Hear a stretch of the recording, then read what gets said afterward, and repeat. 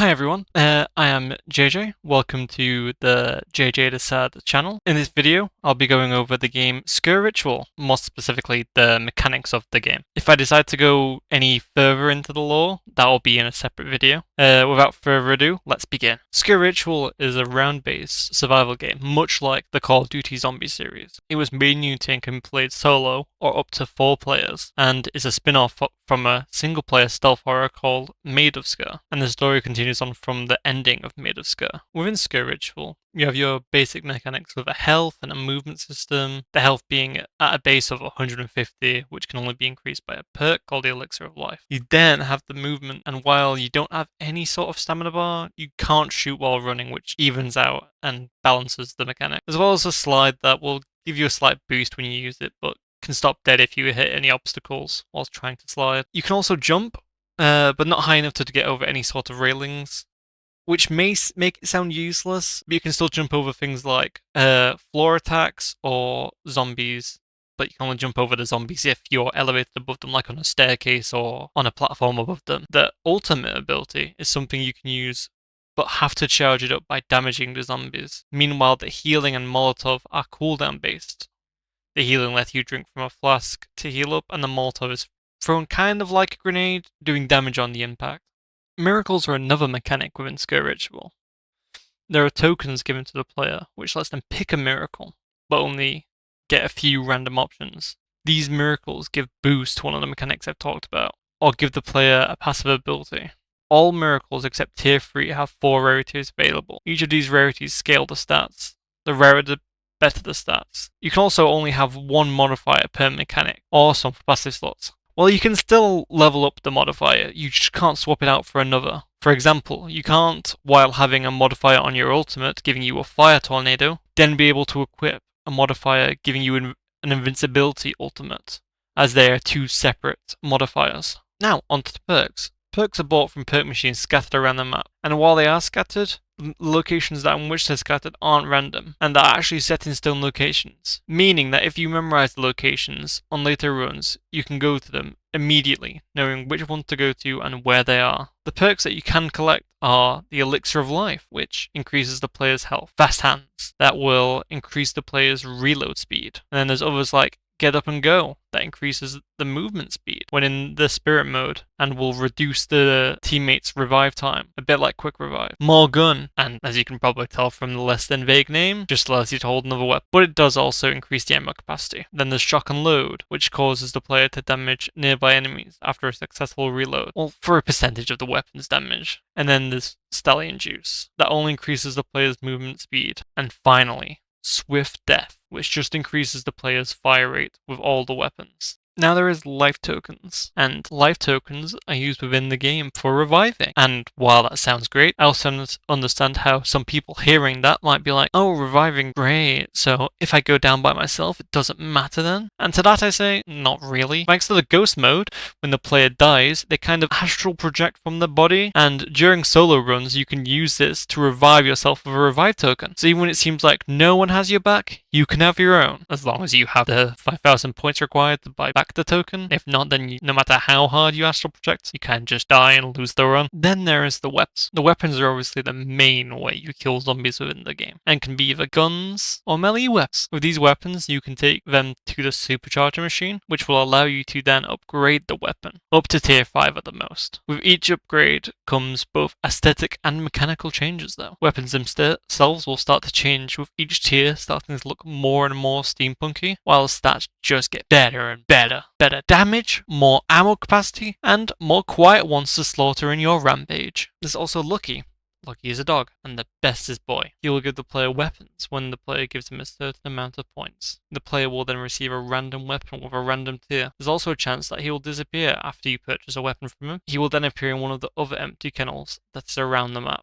And when playing the game, you will see red things like these around the map. This is a drop, and dependent on what they are, depends on what you get from picking them up. A half price will, as it says, half the price is by, I think, by 50%. Infinite ammo, again, as it says on the tin, will give you infinite ammo. Max ammo will then give the player all their ammo back. Then there's the safeguard, which will reduce incoming damage to all the players by an immense amount. And back onto the obvious name ones, sudden death, when activated, will make any damage done to the enemies, excluding mini bosses and the actual bosses, kill them instantly. Finally, there's triple points, which will give you triple the points for anything that would ordinarily give you points, excluding the time trials. Without going into the story, because as I explained, that is for a separate video, the maps have chronological order, excluding the 2 DLC maps, and will tell you a story through dialogue and the environment. These main story game maps are Cursed Lands of Lavanok, Ashes of Sker Hotel, Sewers of the Dead, and Deadly Lover's Fortress. These maps will have a final boss and have an overarching story that's told throughout the 4 maps via cutscenes. And while the 2 DLC maps do have story to them, they're more like context. They will tell you story, but you can go through the main story without learning about these 2, but it doesn't hurt to learn about them. They also have no dialogue within them, unlike the original maps. Now onto the difficulties. Like most games, this game has difficulty settings, 5 of them to be exact, and these settings will list what actually changes between the difficulties. First we have the beginner setting. Within these settings, enemy damage is decreased by 50%, time between rounds is increased, enemy health won't scale with the rounds, and then there's limited weapon upgrades, and weapons gain 20% damage per tier upgrade. Then we have easy, which the enemy health and damage are decreased by 30%, and the time between rounds is increased. Other than that, it's normal. Speaking of normal, normal is actually the base game mode, so there's no settings tweaks within that, and it's just base game mode. Next is hard mode. Enemy difficulty and damage is increased by 70% and has increased movement speed. Time between rounds is actually decreased, while increased cost of items by 10%. Then increased profile experience points, so you actually get some from doing the harder difficulty, and then standard enemies will receive abilities. Finally, there's Nightmare, which has enemy health and damage increased by 120%,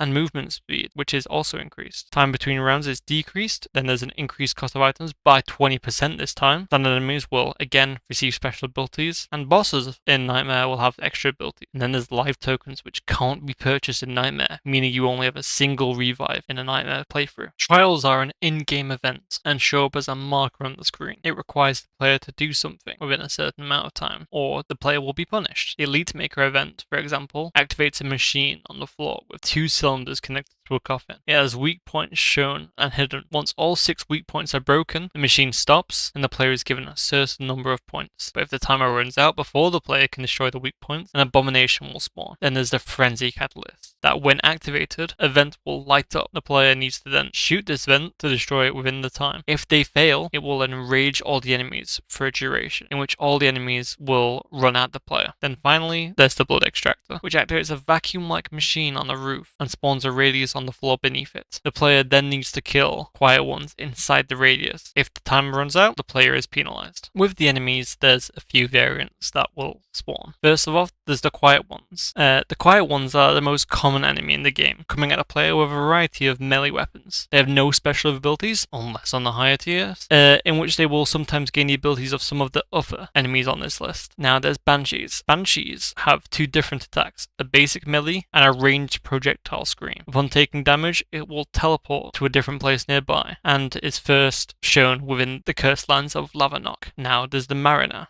The Mariner has a normal melee and has a beam laser attack that comes from the helmet. This enemy is impossible to headshot and also appears within the Cursed Lands of Lavanok.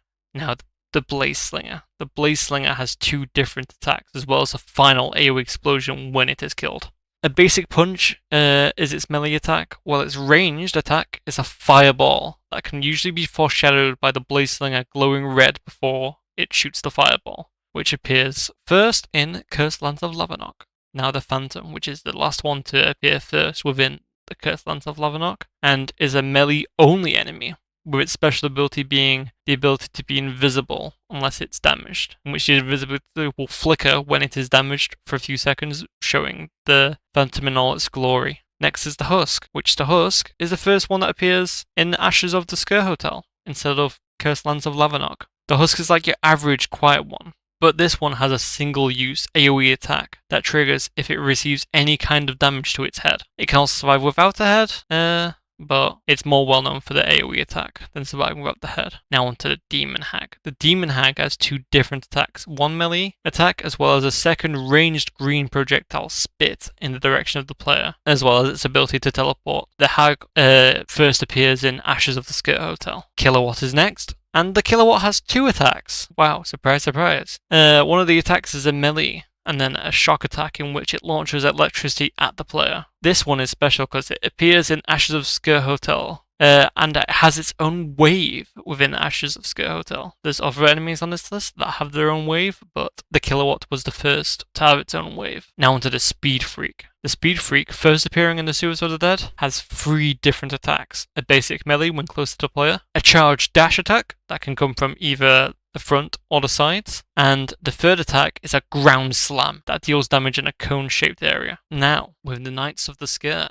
they have two different attacks. One basic melee, which is just them slashing the sword, while one is an ice projectile slash that goes into the direction of the player. This enemy only appears in Deadly Lover's Fortress, not appearing in any of the other maps. Now, the Pale Dog. It doesn't really have any special abilities, but with it being a dog, it's actually harder to shoot with its speed, and it doesn't make it any better, really. It's just kind of a small, quiet one that's a tiny bit faster. And it only appears in House of the Damned, and it appears in Tides of Terror. But in House of the Damned, it has its own special dog wave. Now, there's the mutated crabs. The crabs are probably the weakest enemy in the game. They're smaller than the dog, which makes them harder to hit in the later rounds, but in earlier rounds, they're easy to just knife and kill instantly. Their size and speed give them a little chance, but that chance is kind of squashed by their less than subpar AI that kind of has them walking away from you in times. But again, they have their own round in Tides of Terror, and usually that's the round in which you can get the most stuff done because they just don't really do anything. With the mini bosses, there's some that I won't be discussing here because they're later on in the video, as they have a main boss form. And in the section where I talk about the main boss form, I will mention their mini boss form. So for now, I'm going to be talking about the mini bosses that you don't see outside of being a mini boss. First is the Abomination that has a few attacks. The main attack it will use if it's close to the player is a double punch melee attack. Another is a double punch, again, but with a dash between each of the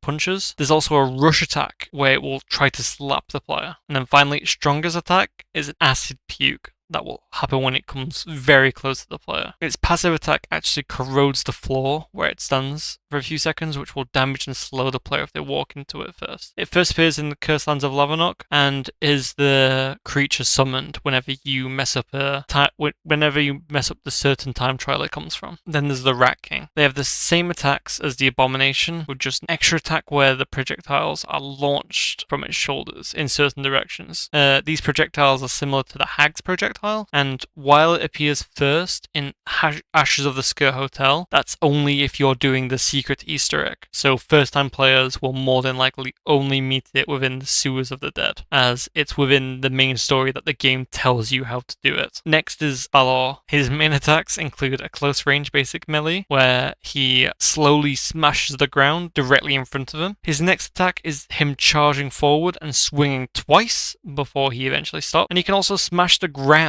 which causes a kind of star of fireballs to go out. His final attack has him using his hammer to slam forward multiple times, throwing himself forward with each of the swings. He appears first in Sewers of the Dead during the secret Easter egg, so most players will more than likely see him first within Deadly Lover's Fortress. Now we have Thomas. Thomas is special because he's a mini-boss with two different forms. Within Deadly Lover's Fortress, he appears during the final battle against the boss Elizabeth. He will try to attack with a basic 2-punch melee attack. His other special attack has him shooting a purple projectile cone ranged attack, and another one is a summon of electrical projectiles around his position. When he's killed, a shockwave will happen and will damage any nearby players that are within range. Then there's his other form in House of the Damned. He appears every 5 waves. His main passive ability is leaving behind toxic blood puddles that slowly damage any player standing on top of it. His defensive ability is dashing to the sides when he's threatened, and his main offensive ability is casting in front of him for a few seconds with a blood orb that deals heavy damage to a player if it hits. Now finally, there's the Lord of the Squids, who shoots an orb of water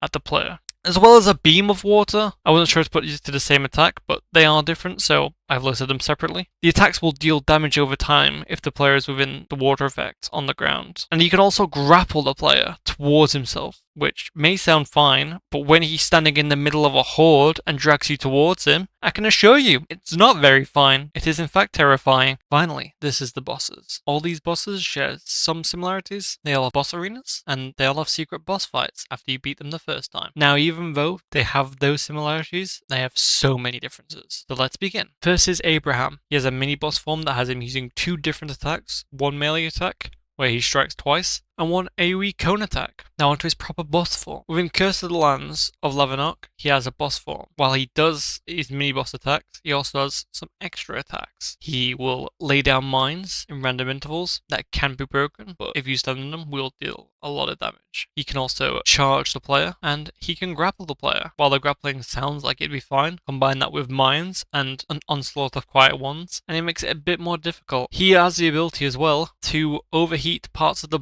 boss arena, making you have to force yourself out of a specific area, and this overheating does not damage him, it only damages the players. And in the secret Easter egg, he has some other abilities, being able to summon fireballs, as well as being able to summon abominations to fight for him. Next is Isaac. In his mini-boss form, he will drop purple gas clouds that slowly damage the player if they walk into him, and an attack in which he swipes at you, as well as an attack that has him launching electrical balls at the player. Now, his boss form, he has a double swipe cane attack that deals high damage in a cone-shaped area ahead of him, a charged attack, quite like his mini-boss form, releasing poison gas in parts of the arena, restricting the movement in an already very tight arena, randomly teleporting around the arena, so even when you think you've got him cornered, he's just gone and he's suddenly behind you, as well as lightning striking around the arena that if you walk into it will deal damage to you, making traversing the environment even more difficult. In his secret Easter egg boss form, if all that wasn't hard enough, he also summons 2 abominations to fill up the area. Then there's the Stranger. In his mini-boss form, he has 1 attack and 1 passive attack. One of them is a laser eye-like attack, kind of similar to the Mariner. If you see here, it's just a purple laser. Then there's a passive attack, which is a pile of rats at his feet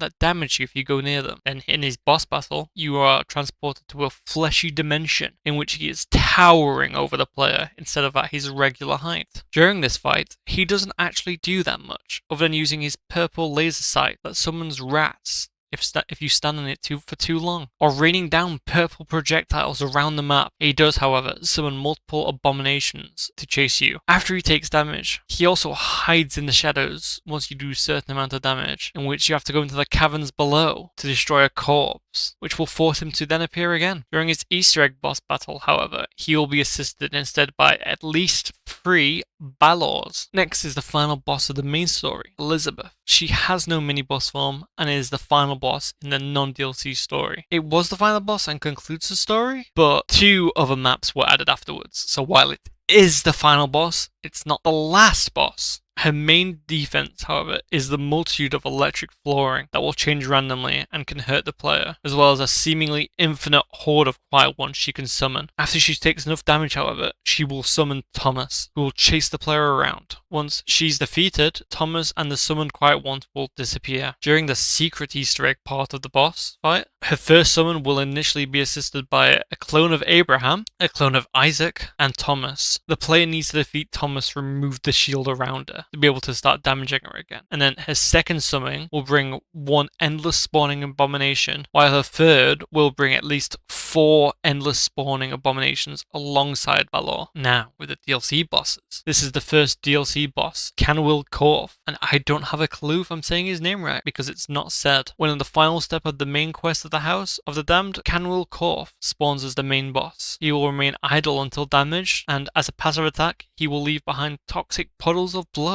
that will last for a few minutes. He has a melee attack that is just his chainsaw slashing at the player, but he can also summon a couple of orange swords that go in fixed directions from his position. He also has a ground slam, pushing players back, kind of like the opposite of Abraham's grapple. And finally, he has a charged attack, in which he starts his chainsaw creating a big version of it before slashing the area in front of him, dealing over a cone-shaped area. In his Easter egg, Fireballs will rain on random places in the arena, and bouncing saws will appear randomly and will deal increased damage to the player. Now, this is the final DLC boss. Why Kraken? At least I hope it's pronounced that way, but it's spelled nothing like Kraken. But it is a Kraken, so I feel like it should be pronounced like that.